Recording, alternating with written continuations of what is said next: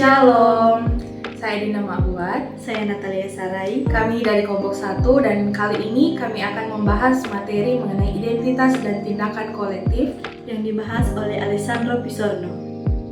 Alessandro Pisorno adalah seorang sosiolog asal Italia yang terkenal dengan teorinya tentang identitas dan tindakan kolektif. Menurut Pisorno, alasan utama individu terlibat dalam aksi politik seperti demonstrasi, militanisme, atau kerja sukarela adalah mencari identitas dan pengakuan dari orang lain.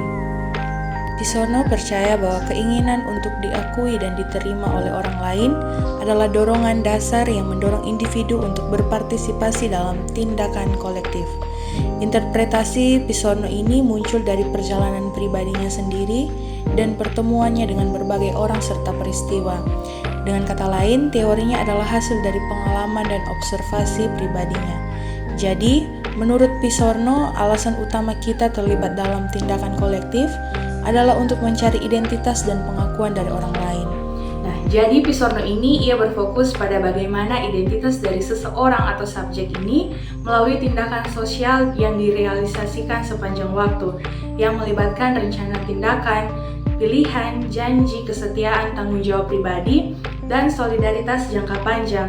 Nah, Pisorno ini ia berusaha untuk memahami bagaimana semua faktor ini berkontribusi terhadap partisipasi individu dalam tindakan kolektif. Dalam wawancara Pisorno dengan Sciences Humanis, di mana ia menjelaskan bahwa ia mengalihkan fokusnya yang dahulu mengenai analisis skala sosial ke dalam teori identifikasi. Dari sinilah Pisorno lebih ke sosiologi mikro dan ia mencoba menemukan penjelasan teoritis tentang partisipasi individu dalam tindakan kolektif. Dalam wawancaranya dengan Sciences Humanis, ada satu pertanyaan dari mereka yang mencolok, yaitu bagaimana mekanisme yang menjadikan identitas sebagai struktur tindakan kolektif, dan Pisorno menjawab yaitu pengakuan kolektif terjadi ketika kita diakui oleh kelompok atau komunitas tertentu. Contohnya, mata uang dan bahasa yang kita gunakan adalah simbol pengakuan dari komunitas tersebut. Pengakuan tidak datang atau tidak terjadi dengan sendirinya. Kita berusaha agar orang lain mengakui kita seperti yang kita inginkan, dan sebaliknya, kita juga mencoba mempengaruhi orang lain dengan definisi kita. Pengakuan memainkan peran penting dalam membentuk identitas dan tindakan kolektif. Dapat dilihat di sini ada beberapa teori-teori tentang tindakan kolektif. Yang pertama, rational choice atau pilihan rasional.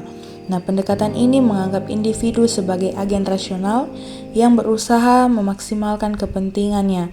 Misalnya seseorang yang bergabung dalam sebuah partai politik yang didorong oleh motivasi untuk mencapai kepentingan pribadinya.